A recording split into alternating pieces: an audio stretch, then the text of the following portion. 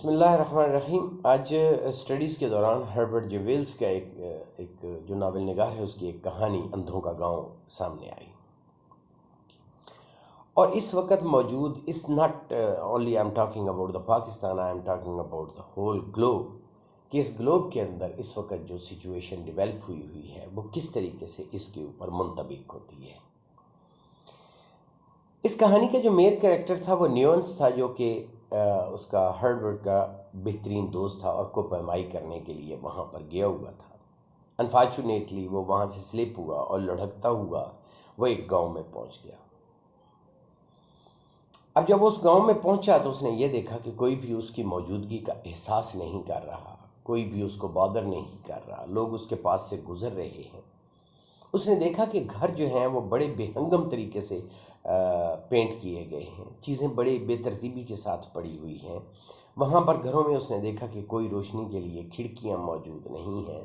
لوگ اپنی زندگی کو اسی بات سے جوڑتے ہوئے چلتے چلے جا رہے تھے اور کمپیٹیبل ہو چکے تھے اپنے اس اندھے پن سے۔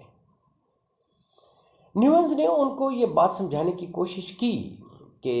یہ اندھا پن ہے، بینائی ہوتی ہے، چیزوں کو آپ دیکھ سکتے ہیں، فطرت کے نظاروں کو دیکھ سکتے ہیں۔ وہ دیکھیں یہ درخت ہے، وہ کہتے ہیں ہم محسوس کرتے ہیں کہ یہ درخت ہے، اور اس کی ہر بات کا مذاق اڑاتے ہیں۔ جب وہ یہ بتاتا کہ یہ دیکھو یہ چاند ہوتا ہے، یہ سورج ہوتا ہے، سورج کی اپنی روشنی ہوتی ہے، وہ کہتے ہیں ہم محسوس کرتے ہیں، ہمیں پتہ ہے کہ یہ ہوتا ہے، جب گرمی ہوتی ہے تو کہیں نہ کہیں سے گرمی آ رہی ہوتی ہے۔ یعنی نیونز کی ہر بات کا وہ مذاق اڑاتے اور اس کی بات کو نگلیکٹ کرتے چلے جاتے۔ بہت زیادہ تضحیک کا نشانہ بنا نیونز یہ سمجھانے میں کہ بینائی کیا ہوتی ہے، دیکھنا کیا ہوتا ہے، اور آخر پہ وہ یہ بات کہہ کے وہاں سے اٹھا کہ بہت مشکل ہے اندھوں کو بینائی کا مطلب بتانا، اور اس اندھوں کے شہر میں، اس اندھوں کے گاؤں میں کسی بینا کا رہنا تضحیک کا ہی ایلیمنٹ ہوتا ہے۔ یہ کہانی پڑھنے کے بعد مجھے شیخ سعدی کی ایک بات یاد آئی کہ جب انہوں نے یہ کہا تھا کہ یہ کیسا دور آ گیا ہے کہ جس میں ایک عربی نسل کے گھوڑے کے اوپر انہوں نے چارہ رکھ دیا ہے،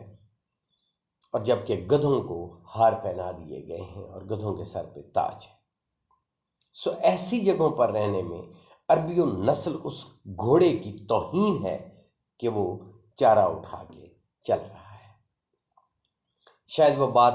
شیخ سعدی اس وقت انہوں نے بات کی ہو، اہل علم اور اہل دانش کی بات کی ہو، اہل حکمت کی بات کی ہو، کہ ایسے ماحول کے اندر رہنا اور ایسے ماحول کے اندر کوئی ایسی بینائی کی اور حکمت کی باتیں کرنا ایک جرم ہوتا ہے، جس طرح کے نیونز ان اندھوں کے شہر میں دیکھ رہا تھا۔ ہاں، اسے اندھوں نے ایک بات ضرور کی کہ اگر تم اپنی آنکھیں نکال دو جو کہ تم کہتے ہو جس سے دکھائی دیتی ہیں، تو ایسی صورت میں تم حقیقت کو پالو گی۔ اب نیوانس اس بارے میں بہت پریشان تھا کہ وہ کس طریقے سے ان اندھوں کے ساتھ ایک اندھا بن کے پھر انہی کے ساتھ چلنا شروع کر دے، تو ایسی صورت میں نسل در نسل یہ اندھے ہی پیدا ہوتے رہیں گے، اور وہ اتنے اس کے ساتھ کمفرٹیبل ہو جائیں گے کہ پھر وہ روشنی کی طرف، بینائی کی طرف آنا ہی گوارا نہیں کریں گے۔ آج اگر ہم اس دیکھیں کہ اس گلوب کے اوپر، جس کرۂ ارض کے اوپر ہم رہ رہے ہیں، اس وقت تک اس کے اندر 3 سب سے بڑے بزنسز ہیں جو چل رہے ہیں، جہاں پر ہماری ساری کی ساری اکانومی کنٹرول ہو رہی ہے۔ نمبر 1، آرم اینڈ آرمامنٹ، ہتھیار خریدو اور ہتھیار بیچو، the biggest business of this globe. دوسری بات، ٹوبیکو اینڈ الکوہل، کہ بدمست ہو کے رہو، سوچو ہی نہیں کسی اور چیز کے بارے میں، بس وہاں سے نکلو اور خود اپنی زندگی کا سوچو اور اپنی ہی زندگی کا کرتے رہو، انڈیویجول لائف کی طرف۔ اور تھرڈ چیز جس کا سب سے بڑا بزنس اس وقت چل رہا ہے، جس نے ہماری اکانومی کو کلنچ کر کے رکھا ہوا ہے، وہ ہے فارماسیٹک ایلیمنٹ، دوائیاں خریدو، دوائیوں کا بزنس۔ اگر ان تینوں بزنسز کو دیکھ لیا جائے اس گلوب کے اوپر جو چل رہے ہیں، تو ایسی صورت میں اس گلوب کی صورتحال کو بتانا کوئی زیادہ مشکل نہیں ہوگا۔ اور اگر ہم اپنی معاشرتی زندگی کی طرف اس طرف دیکھیں، اس وقت جس سینیریو کے میں ہم گزر رہے ہیں، جن حالات سے ہم گزر رہے ہیں، تو ایسا معاشرہ جہاں پر کم علمی ہو،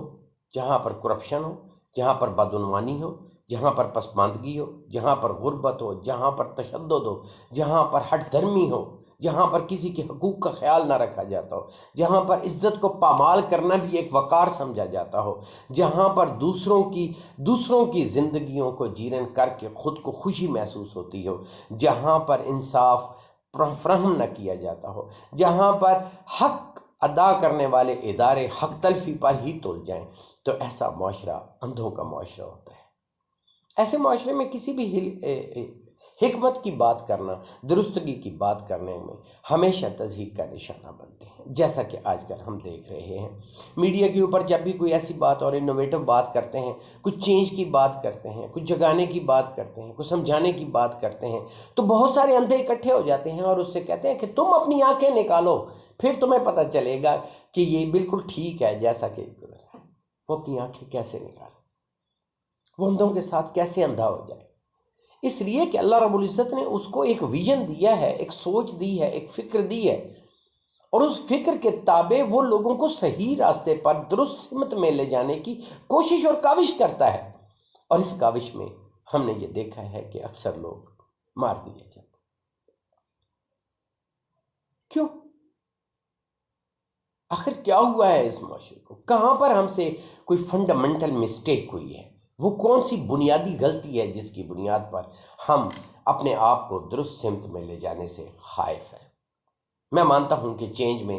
کسی بھی طرح کی چینج لائی جائے، اس چینج کے اندر سب سے جو کامن چیز ہوتی ہے وہ ہوتا ہے نو، نہیں، ہم نے چینج نہیں۔ ایسی صورت میں لوگ چھوٹے چھوٹے گروہوں میں تقسیم ہو جاتے ہیں، اور ہر گروہ یہ سمجھتا ہے کہ وہ سب سے انٹلیکچوئل